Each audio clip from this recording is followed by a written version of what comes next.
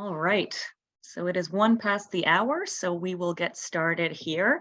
My name is Justine de Jager. I'm the Director of Political Action and Communications for the Canadian Association of University Teachers. Alors, bonjour à tous. Moi, c'est Justine de Jager. Je suis la directrice d'action politique et de communication pour l'Association canadienne des professeurs et professeurs universitaires. If you didn't understand what I just said in French, it was my name and my title, but this provides a good transition to note that we have simultaneous interpretation. So please, if you need to make use of simultaneous interpretation, please click on the interpretation icon on your Zoom toolbar, click on the language you would like to hear, and that's the language you should hear. Alors, si vous avez besoin de l'interprétation simultanée, s'il vous plaît, cliquez sur l'icône du globe d'interprétation sur votre barre d'outils et sélectionnez le langage dont vous voulez entendre. If you have any issues, technical, otherwise, with Zoom today, please do feel free to send me a chat, a message in the chat, and we can try to sort that out for you. Notes here. That's it for logistics. So I will first begin, as we begin the session, by noting that this event is, of course, taking place online, but we all are doing our work and living on various First Nations, Métis, and Inuit territories. Some of these territories are governed by treaties, while others are still unceded.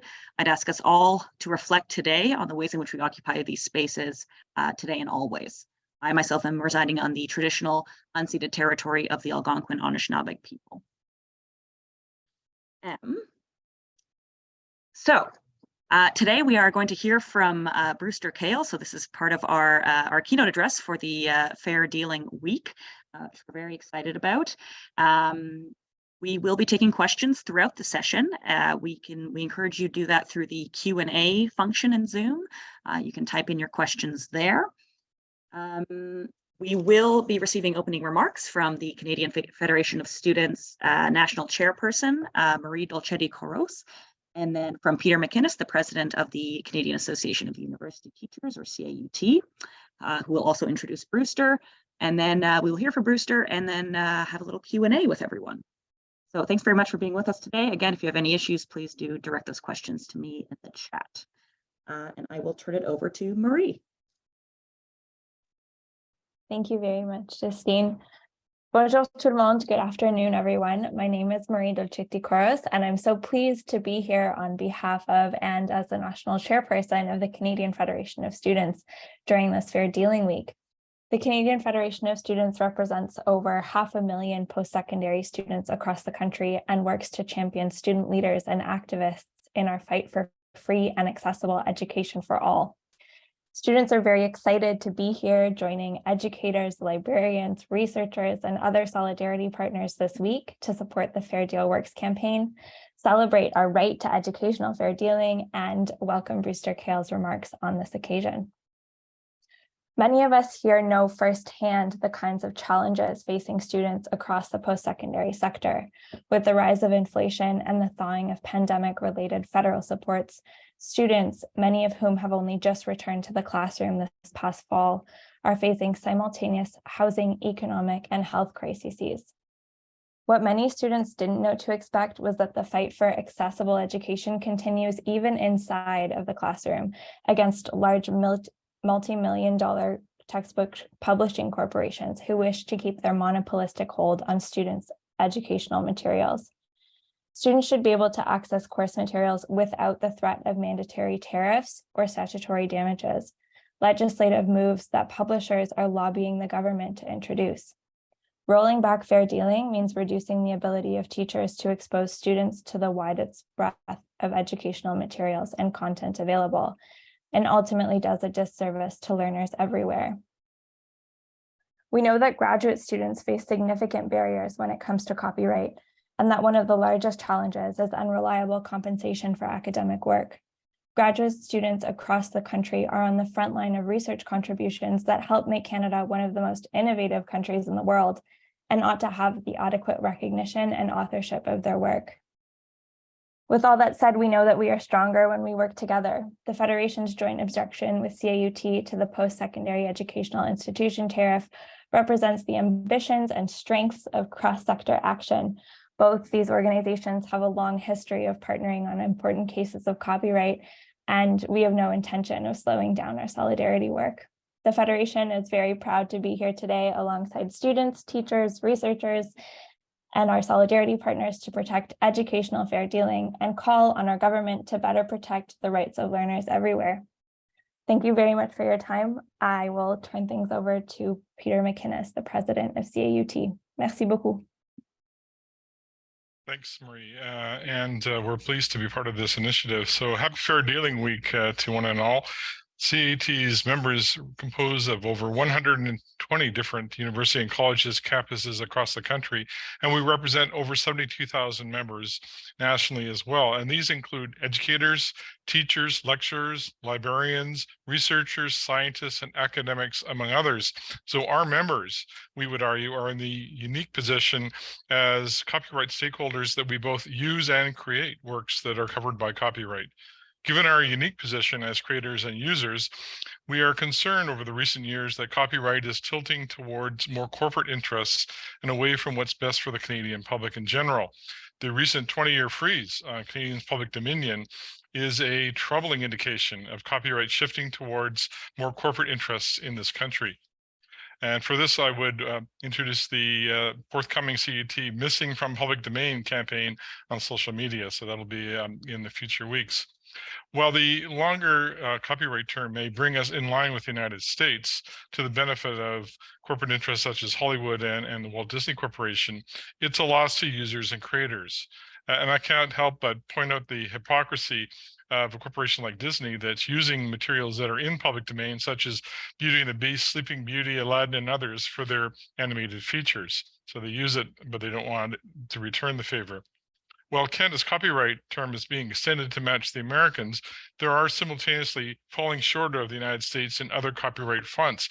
Namely, the Canadian government works continue to be locked down. So Government of Canada publications locked down under Crown copyright, whereas the US government goes directly to the public domain. And that's a model we should adopt. Fair dealing in Canada is also limited to one of 8 purposes, including education, research, private study, and others, whereas the Americans' fair use is not overly limited to a prescriptive list of purposes. This Fair Dealing Week, CAT is joining with the Canadian post-secondary education sector in a fair dealing effort, an unprecedented coalition we call Fair Dealing Works, and to call on the government of Canada to protect the fair dealing from corporate interest, and we want to roll back our user rights. CAT is also calling on the government to expand fair dealing, namely through Section 29 of the Act, illustrative by adopting such as language used by the Americans and removing the prohibition on digital locks, aka technical protection measures or TPMs, when these locks are only being used for the purposes that otherwise would be allowed, that is fair dealing for education or research. You can learn more about our education sector's push for fair dealing at our website, www.fair-dealing.ca, so fair-dealing.ca. You can also send a letter to your member of parliament from that website. As part of celebrating Fair Dealing Week this year, CAT is pleased to join with the Canadian Federation of Students, CFS, and Brewster Kill, our keynote speaker, founder of the Digital Librarian, and with the Internet Archive as keynote speaker. Brewster is a passionate advocate for public internet access, a successful entrepreneur, and spent his career intent on a singular focus, that is providing universal access to all knowledge. He is the founder and digital librarian of the Internet Archive, one of the largest libraries in the world. He is a graduate from MIT, Massachusetts Institute of Technology, where he studied artificial intelligence, so AI from MIT, prescient at the time. And also helped found the company Thinking Machines, a supercomputer maker. In the late 1980s, Brewster created the internet first publishing system called Wide Area Information Server, later selling that company to AOL, America Online. And later, Brewster co-founded Alexa Internet, which helped catalog the web, selling it to Amazon.com. And the Internet Archives, which was founded in 1996, now preserves over 99 plus unique petabytes of data. These book, web pages, music, television, and software are collective cultural heritage, working with more than 950 library and university partners to create a digital library. So this is a very ambitious but important project. And I'd like now to turn to our keynote speaker, Brewster Kahle. Brewster.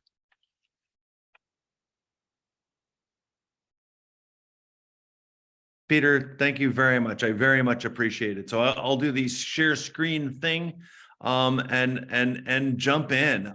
This is such an important time, and thank you very much for inviting a mere American to participate. It's so important that there be some level of solidarity. Sorry that the solidarity tends to be the United States pushing Canada around like towards a 20-year freeze. Wasn't my idea of a good time. So to start this, I'm going to start with a 38-second video that we did for our 25th anniversary last year of just, well, what might the world look like if we don't win this one? The way forward machine.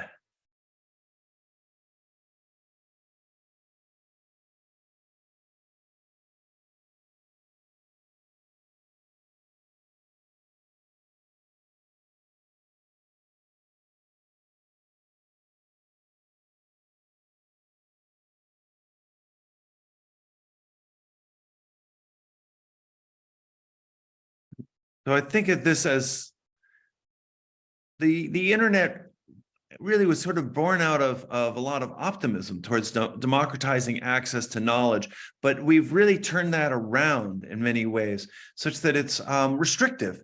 And we've used some of these technologies to spy on people, to restrict on a per person basis, redlining, making it so that, okay, you can't even bring your electronic book or movie across a country border. I mean, it's just insane.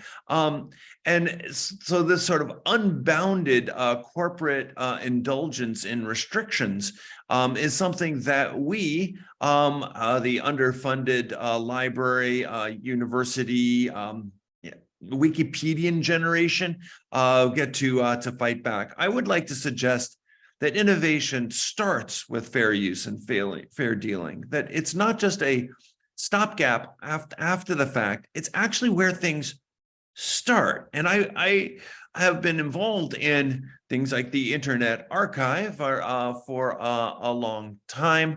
And I thought I'd sort of say a little bit about the Internet Archive's endeavors in the last 25 years. But even before that, through the development of the internet and these technologies, fair use and fair dealing are required to be able to get things off the ground, because the legislatures aren't going to proactively go and say things are allowed that might disturb the status quo, who are in fact paying their lobbying bills.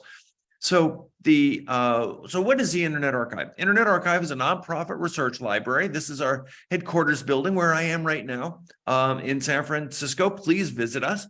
Established 25 years ago now.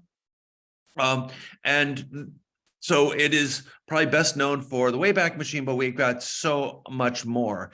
And the Internet Archive Canada has been running for 15 years. There are about 25 employees as a separate library, independent board. And this is the Andrea Mills and Louisa Cohen here are photographed here. This is the headquarters building in Vancouver, but people are in Alberta or University of Toronto scanning away, but also a lot of other employees. So there's Internet Archive Canada. Please engage with it and please support it. The way that it will live in the long term is by being Canadian and serving the Canadian interests. So I think maybe the best way of understanding the Internet Archive is by Wikipedia. Most people in the world don't know of the Internet Archive particularly, or they only know about some piece of it. So explaining it as how do you go deeper than Wikipedia is a way that I've found very successful. So Wikipedia, everybody seems to know it, #5 website in the world, but they have footnotes at the end. And the Wikipedians have gone through the trouble, because the publishers were not participating in the internet very well, to go and rekey a page on every subject. It's just insane that they've had to do this, but well, such is the way of the big publishers. So that they have, but you can't go and rekey everything, because a lot of the things are actually published from before times even. So for instance, this is a page on Martin Luther King, and the third citation gets you down to the end, and there is a link, and we've gone and that book has been digitized, and it's a page number. So if you click on it, it opens right to the right page. So it's sort of a footnote engine, if you will, to make it easy to go and get to these materials. And this is important in Wikipedia, because if you are arguing behind the scenes of whether that assertion should get into the article, if it's clickable, it makes an enormous difference. And as a current affairs editor titled an article, the truth is paywalled, but the lies are free, is really now starting to be a portrait of what the internet really looks like. So to go and reinforce Wikipedia, we have gone and prioritized the digitizing of the books referenced in Wikipedia, and then weaving those in to Wikipedia. We've also worked to go and fix broken links in Wikipedia. So we've been actively archiving the pages as they are added to Wikipedia pages, such that when they go broken, which the average life of a web page is 100 days before it's changed or deleted, that it will no longer just go to a committee no longer standing on the January 6th, because the government turned over, the House turned over to the Republicans, and they took down that information. But now it goes to the Wayback Machine of what it is the author intended, so that you can't just shift out from underneath an article what was intended. And so this is done, and we've also, for instance, in the Somalia inquiry, in Canada, it was important that it now goes to a 404 page, and then so it goes to the Wikipedia. So the idea of saying, okay, everybody seems to know Wikipedia, how do you go deeper? How do you help people really understand what's going on? And that gets us off into works that may have copyright restrictions, and that's where fair use and fair dealing come in. So we're making progress on linking books. We've got now more than 1 million books in Wikipedia articles to over 250,000 books.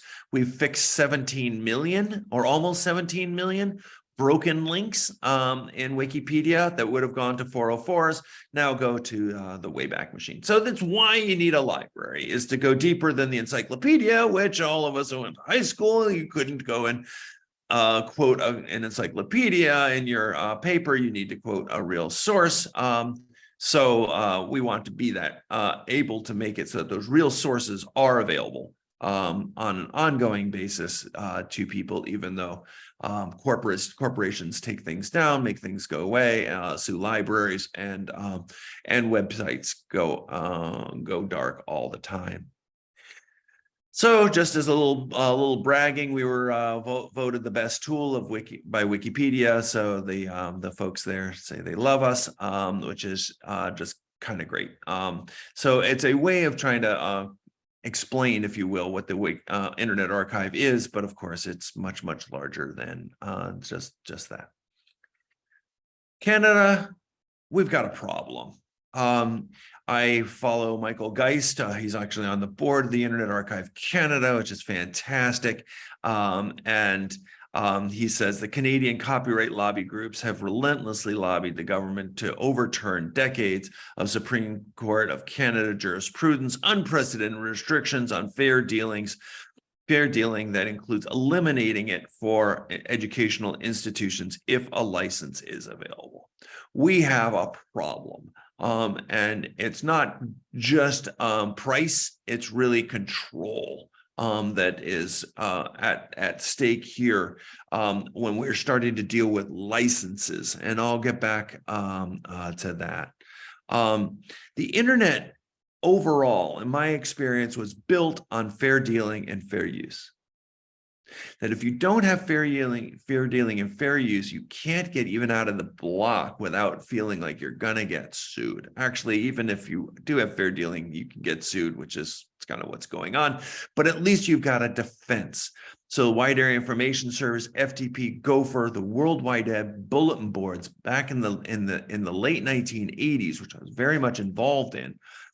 The number of lawyers and saying you're just going to get sued. This internet thing is just going to, it's just going to be, it's copyright infringement all over the place. It's like, yeah, but there's fair use and fair dealing, and that's the world that we've ended up building. So if we give up on fair use and fair dealing, and some of these lobbyists go and say there is no fair use in the digital world, it's just like, it's nuts. But anyway, we wouldn't have had any of these things. For instance, search engines. So why does the United States seem to have such a stronghold on search engines and not, say, Europe? I'd say it's actually fair use and a strong concept of that. Web archiving in the first place, going and making copies to go and preserve web pages that are going to go away.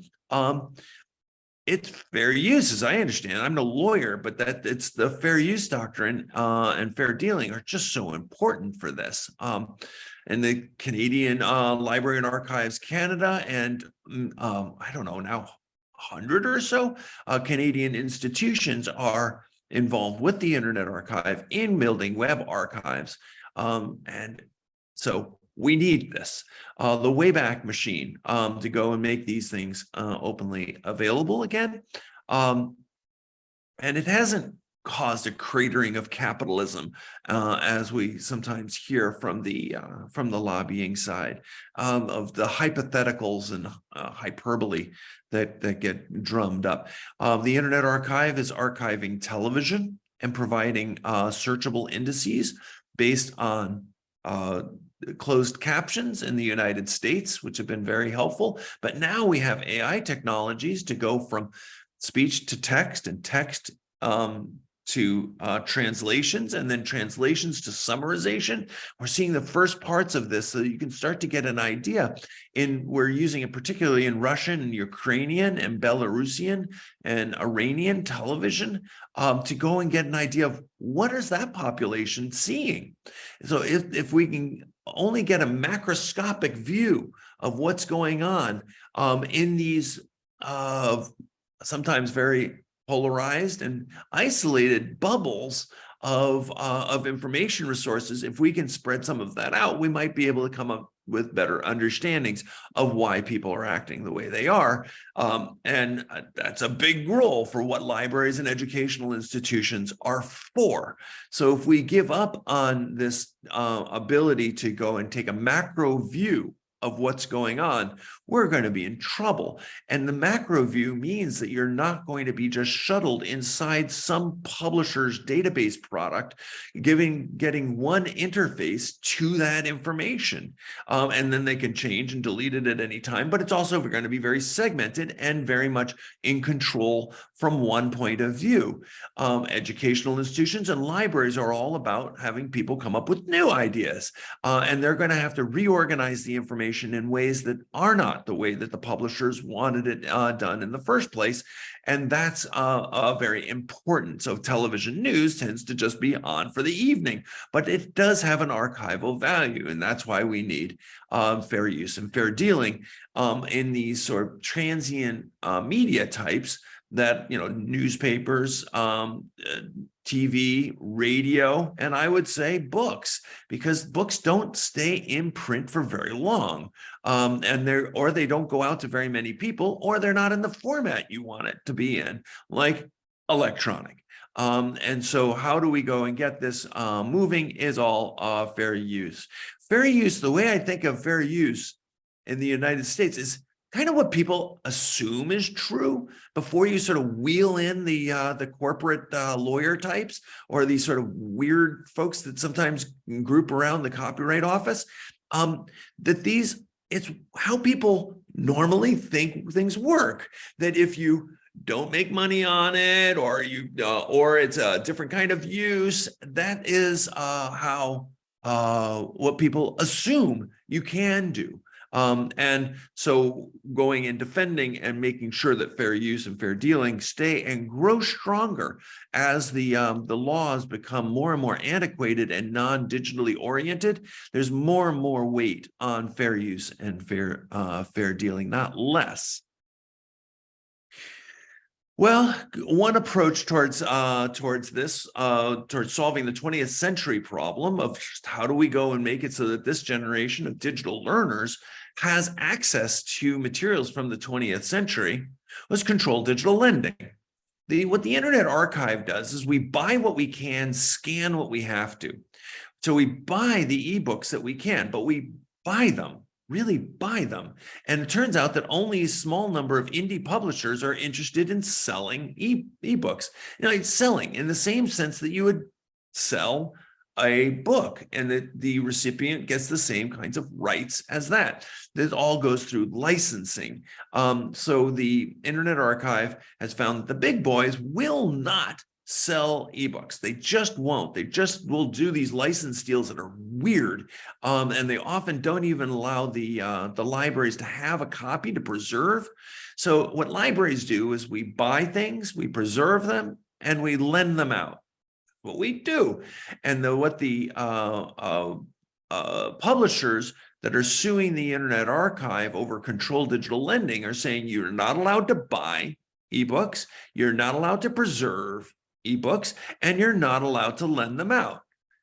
So what is a library? Does it just become a customer service department for a Netflix of books? Right? The database products the way that the publishers wanted it to be. This is no way to build a culture. You are not going to end up with libraries with collections at all. And in the digital world, that's starting to happen. So our libraries don't have the copies that they would normally have had in the physical world. So the Internet Archive gets donations of millions of books a year to go and preserve. And we digitize these as funding allows for the blind and dyslexic, which has been great. And then we make things available through interlibrary loan and controlled digital lending if it's over 5 years old.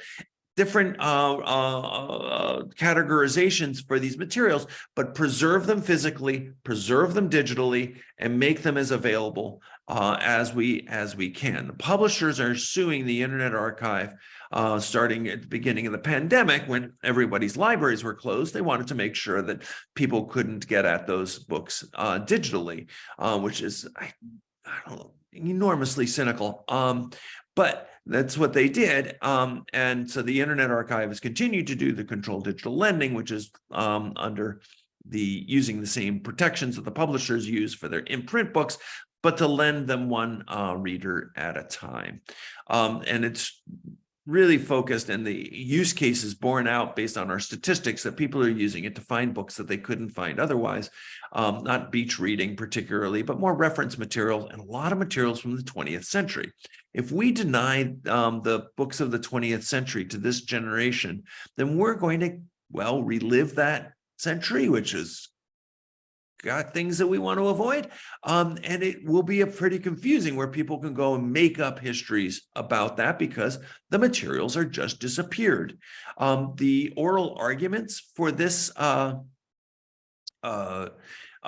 case actually just got declared last week. It's going to be on March 20th via phone. So if you wanted to listen in on this, I'm hoping it goes the right way. And there's a newsletter that is available that you can just sign up to be able to be kept informed on this on a sort of a bi-weekly basis. So it's not a big spam thing.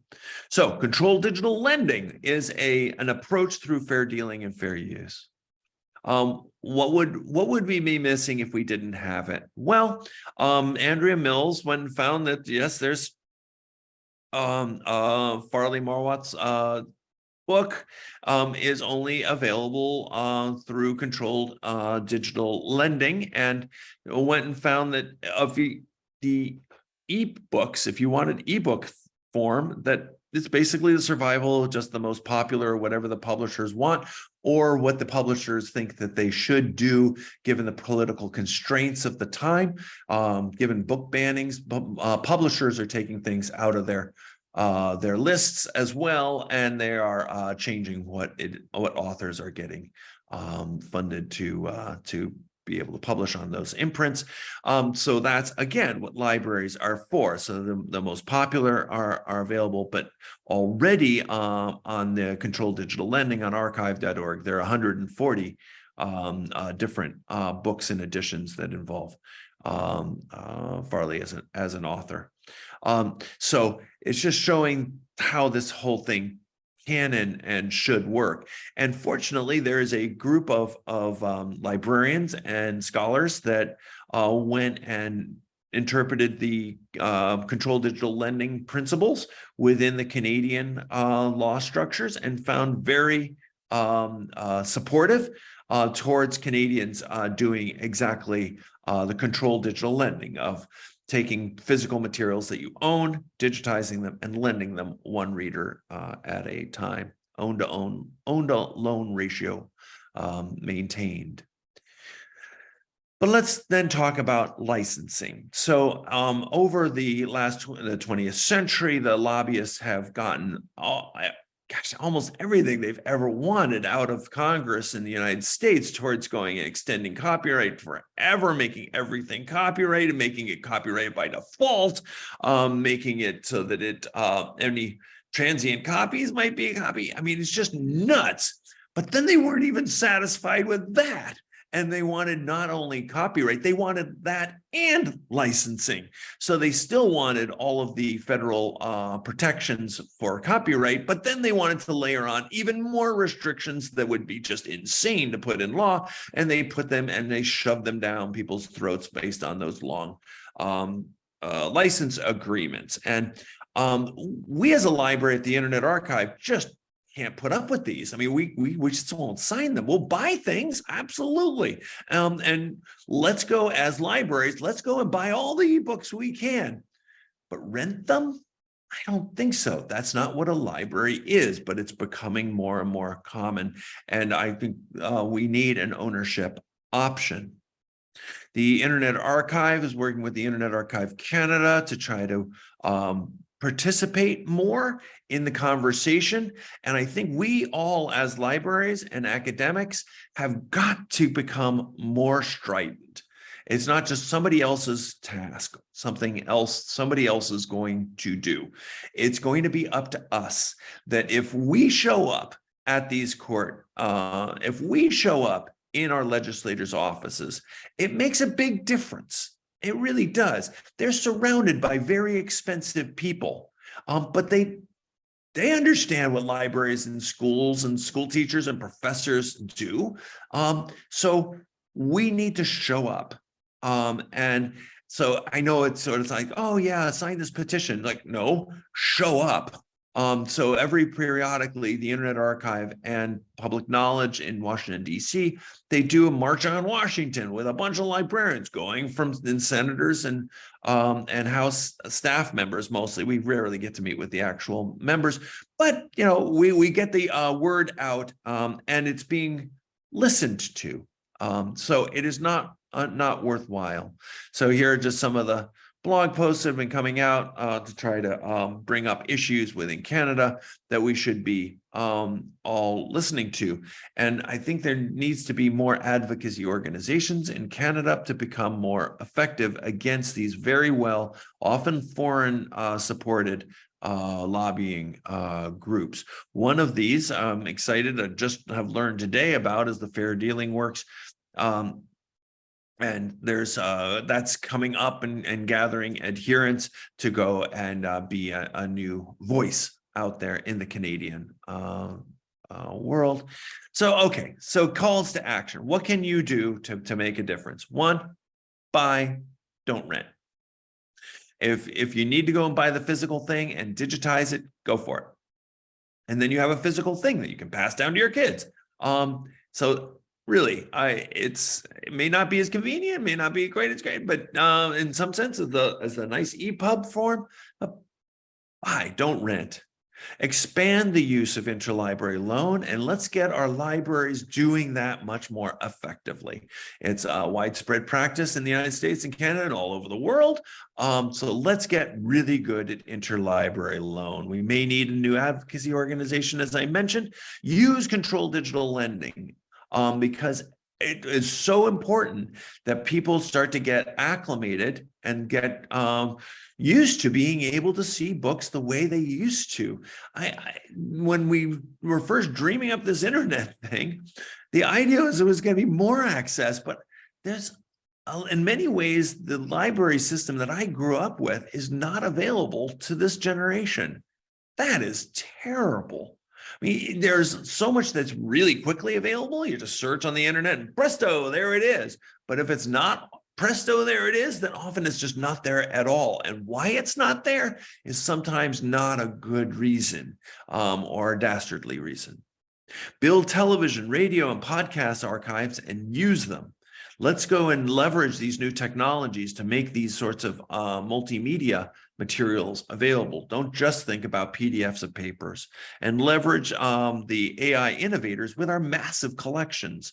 So to the extent that we can go and use the licenses that have been negotiated by CRKN to go and request the whole corpus from the publishers, let's do that. And let's go and use these things using these new AI techniques that'll come out with very different answers than a corporation that's just been paid $10 billion by Microsoft to come out with services. What academics could do could be very different. And the Internet Archive Canada has got a new data center and very interested in participating in essentially making a large language model based on the collections that are in our library. So let's go and build those collections by digitizing, by collecting the digital works, to be able to go and have a different points of view using these important technologies. So fair use and fair dealing is for innovation. Use it or lose it, and let's not lose it. So if there's anybody that has any questions, I'd be happy to answer. Okay, well, thank you so much, Brewster. Oh, sorry, go ahead, Peter. No, I was going to say thanks, Brewster. And we do have some questions, not surprisingly. I just want to thank you as well at the beginning for trying to save this ephemeral nature of our digital environment. As an historian and a former academic librarian, it is shocking to see what we assume would be around for millennia is just disappearing within years. So this is a really important project. So the first questions we have, and maybe you've touched upon these already, but one is you've suggested, and it's clear that there's a lot of money and aggressive lobbying in favor of reducing access to fair use. And how do we counter this? So you mentioned showing up, lobbying, but that this is an inherently political debate. It's and maybe this takes librarians and users out of just the passive book reading and owning the books that we treasure on our bookshelves, but actually engaging in political discussion. So could you expand on that idea of trying to? It's almost a David and Goliath situation, but is there hope? Libraries are innately political, and that's why libraries are generally destroyed on purpose by the powerful. Either it used to be king and church, and now it's governments and corporations. That's what happens to libraries. And so why are they often specifically targeted, say in the Ukraine? It's because they hold a memory, they hold culture, they hold an ability to think critically, they hold and represent and support history.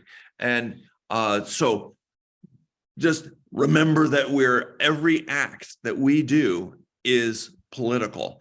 So what I found in general is our librarian world and also academics, it's like, I'm busy going and doing my thing. Why should I come out and say these sorts of things? And why should I take the time? Why should I take the risk? But having an empowerment and thinking of ourselves as empowered is so important. And librarians, I don't know what happens. Really smart people go into being in the library, but they don't feel very empowered to speak out. And how do we get our students how do we get our teachers to go and say, this is what it is we're doing, this is what we need? There are some people, you can't escape talking with a librarian without getting recommended books. This new book that's coming out by Peter Baldwin in a couple of weeks called Athena Unbound, Why and How Scholarly Knowledge Should Be Free for All. The Internet Archive is holding a book talk. Please come. I think it's on the 24th of March, virtually. And so why don't we support having scholarly materials out there? And, Paul Ginsburg made Archive with an X to do the preprint thing. Did he ask permission to do that? No. He just went and did it. That's how change actually happens, is people just make a norm of how things work and laws follow. So I'd say the best way is, let's act the way that the technology and the opportunity favors. We absolutely are needed people to be paid for doing their work. There's plenty of money. The library system is basically a big social support system for the publishing industry, yet they're just continuing to erode away what libraries and academics can do. Okay, thanks. The next question we have was explaining something, again, you've touched on the cultural shift in the United States from a free, open, innovative access on the internet to something that's become more closed and commercially locked down. I mean, this happened gradually, and then it maybe happened quickly in terms of your sense of this. But for those of us who were on the internet from the earliest ages, some Internet Explorer, we can think of some of the early search engines. Something has changed quite dramatically, and that pace of change seems to be accelerating. What is the cultural shift happening? It's an ongoing fight. I mean, it's sort of odd. The internet is sort of both free for all, Wild West kind of, everything seems to be there, and it's getting more and more locked down, spied on, paywalled, constricted. It's just this it's this weird bifurcated world. And it doesn't seem like it's in any sense settling if it's actually still at war. So you get LibGen and Sci-Hub and things like that to go and counter these market failures. It's just these atrocious behaviors by the publishers towards serving the market. And so how do we get all of this to work? I think we come up with new systems that can work better for us, so that people can sell and borrow materials online. And if we are faced in court, that we face it back and we don't just cave, that we don't argue against ourselves to begin with. So am I optimistic? Yes, this technology is pretty great. I mean, you can get access to things that were so hard to before, or at least so slow before. But now, how do we finish this revolution that we started, whatever it was, 30, 40 years ago, towards making universal access to all knowledge? How do we make ourselves smarter based on these materials? Am I optimistic? Yes. Are there setbacks? Every day. Is it a constant fight? All the time.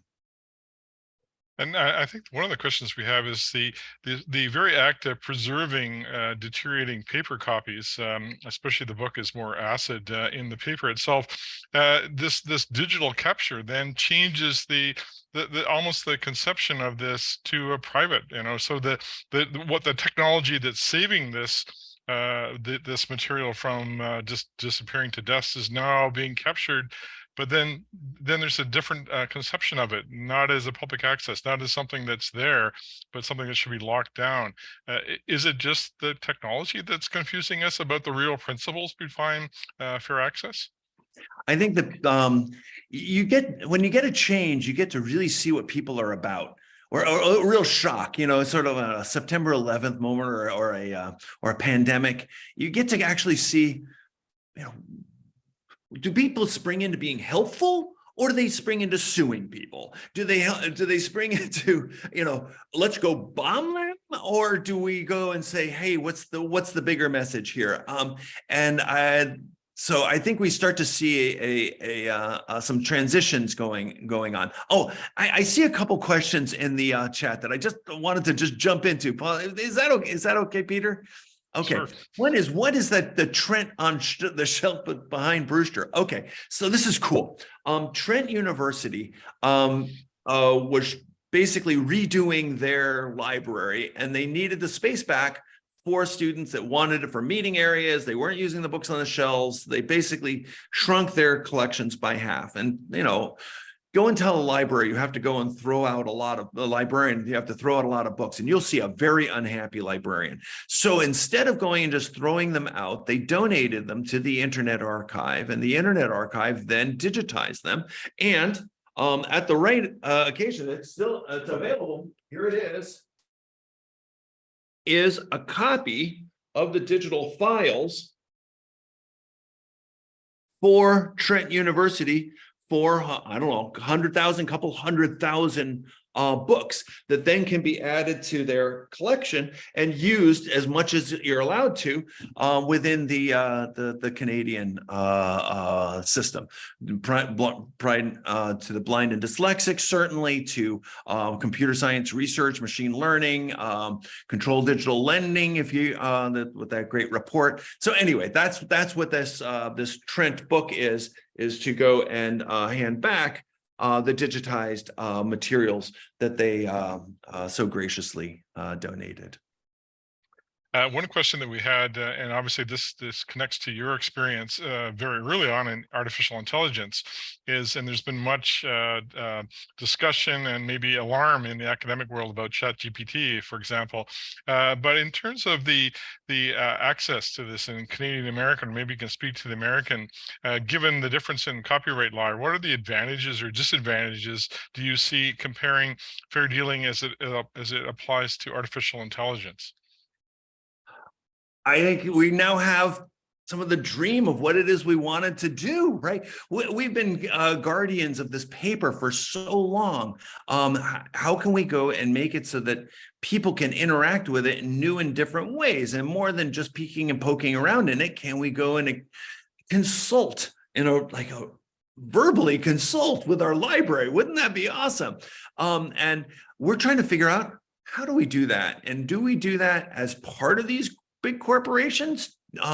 What if we were to build our own, like the academic world in Canada, in the United States? What if we were to go and build our own large language model so that we have some more way of influencing how it's used, or what it's how it's built, and so it doesn't just make things up? Let's do this. Let's step up to the opportunity as the public. Make a public AI research laboratory. And the Internet Archive Canada is well suited for this. Actually, they just bought a data center that needs a real purpose and collections. So I think this would be great. Then we started looking around, who has collections? And a lot of these things are all locked up in these licenses, and so you can't get them. But CRKN told me, Craig, the licensor there, that actually if the universities ask the publishers, they can get a full copy of all the things that they've licensed. That's pretty great. Go for it. Please do it. And if that doesn't come in quite that way, which I think might not, but figure out how to make that work. This is our day. Let's go and do new kinds of digital research using these tools and technologies. It might make being a digital historian or a digital political scientist a whole lot easier. Let's find what we can do with these tools on our own terms as libraries. So we have a question from somebody who's a big fan of Internet Archive Canada, and it relates to the idea of Indigenous approaches to knowledge or Indigenous knowledge. And should Indigenous people have ownership, control, access, and possession, OCAP, of Indigenous knowledge? And is there an inherent conflict between OCAP principles and the Internet Archive's missions of providing universal access? So you're providing this access, this necessary service, but at the same time, is there possible conflict about who controls that?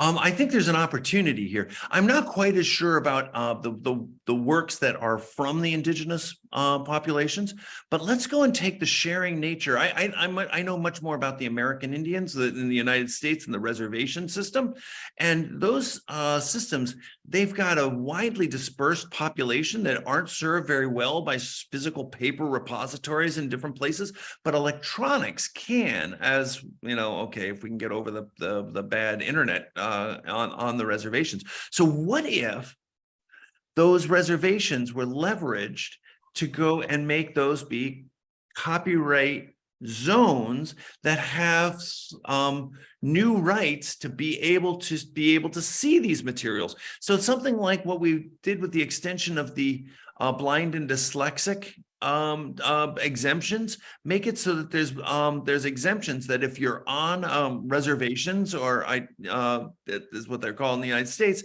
that you'd be able to have access to the greatest libraries ever. Because at least the American Indian traditions of sharing and a different kind of sense of what property is, I think is some lessons that the broader public could learn from. And so if there were some empowerment of those reservations by giving them access to the outside world's publications in a new and different way, we might have a controlled experiment towards something very interesting. So I'm not answering your question of what about the materials that are generated by those inside those communities, but is there a mechanism of going and making the whole outside world available? I don't know. I think it's kind of some interesting things that we could dream of profitably and usefully.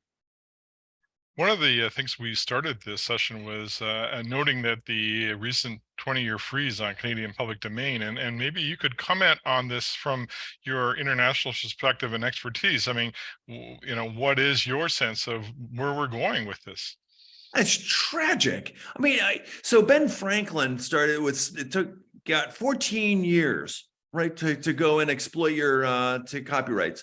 But I guess things are moving so much slower now that it takes so long to transport information, unlike in 1776, that we're going to need 95 years or life plus 70. This is atrocious. This is just bad corporate behavior, and the government that works for them. I mean, it's a giveaway, and it's coming at exactly the wrong time. We should be more founders copyright. I think maybe Ben Franklin might be a little bit smarter than some of these lobbyists. Who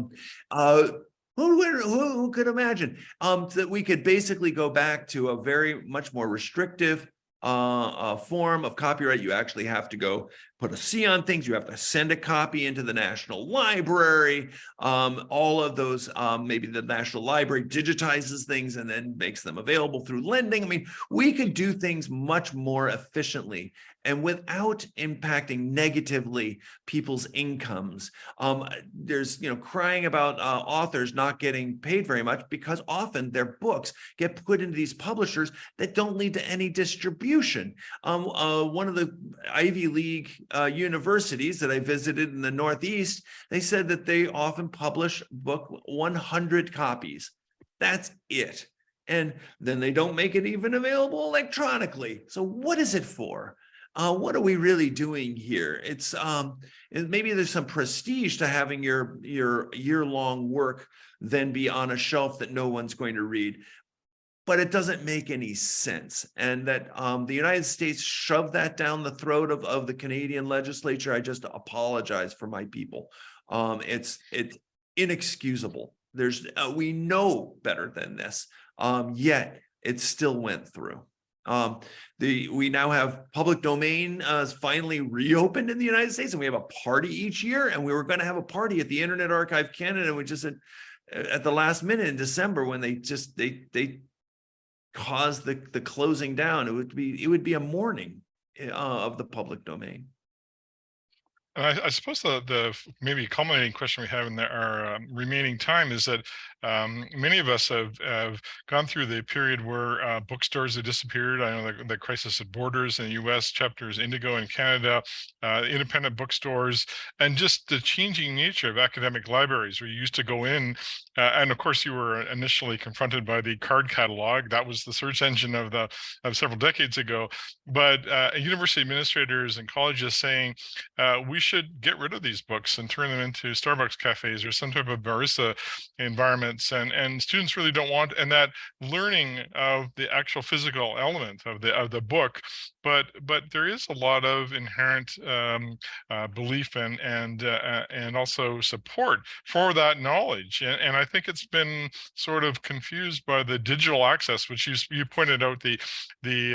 Ironically, this is making things much more accessible and saving materials, but now it's being captured and controlled by interest. So maybe you can wrap up our conversation by speaking more generally about why this is important, and what we can do as all right-thinking people wanting to support this idea of fair dealing. Long-form narrative, books, what we've traditionally put in a codex is just such an important record of our time. It's how we think things through. It's when you have to go and say your piece and get it right. And it's often a single voice. It's a single authored work that is so important and missing from the internet. We have a lot of short form, and it's getting shorter and shorter and twitchier and twitchier. But we need to have this long form narrative. I personally am still in favor of books. I love books. Oh, here's another wonderful book, World Culture. It's free. And it sort of talks about all of the problems that we're currently having, but it's still optimistic. And I read physical books. A lot of people don't, but they do a hybrid. They want it electronically for the search functions, or for when you're on a plane, so you don't carry around all these books. But the physical material. So personally, I love it. But the real key is the long form, thought through narrative with public authors that often should be paid. And the current publishing system is siphoning almost all of that money off, and really basically shafting the book. And they're not only taking down the current books, they're taking down all the past books. We need a new generation of publishers, and that are more open oriented, that will sell books to libraries. Please work on your university presses, because often they don't get it either. They just hear all the same garbage that the publishing lobbyists go and put out, that are often fictitious and wrong. So how do we go and make this work? We vote with our work. You guys are the writers. You guys are the teachers. You can go and take your materials and make new types of textbooks, that you can take recordings of your lectures and make them openly available. That's going to be the fodder that the next generation is going to learn from. If it's not on YouTube, if it's not evenly available on the internet, it might be prestigious for you, but what? So use your positions actively, that feel empowered. It's a time to take the digital revolution that is a possibility here and make it really come through for the public, rather than a revolution for more and more control by corporations. Thank you, Brewster. And while there may be some bad ideas coming from the United States, there are many good ideas and advocates, and we thank you personally for your longstanding advocacy for such important notion of our shared culture. I'd also like to use this time to briefly thank the support by our translators and interpreter, thank the Internet Archive staff, Caitlin Olson, Andrea Mills. Otherwise, I would also urge people to write their members of parliament, be political, readers are political. It's a political act to read and engage. And also like to thank CET staff, Justine DeJagger, Andrea Stewart, Dwayne Hutchin, and Marcel Roy. And on behalf of the Fair Dealing Works campaign, I wish you all a good day, and thank you again. Thank you, Peter. Thank you, Marie.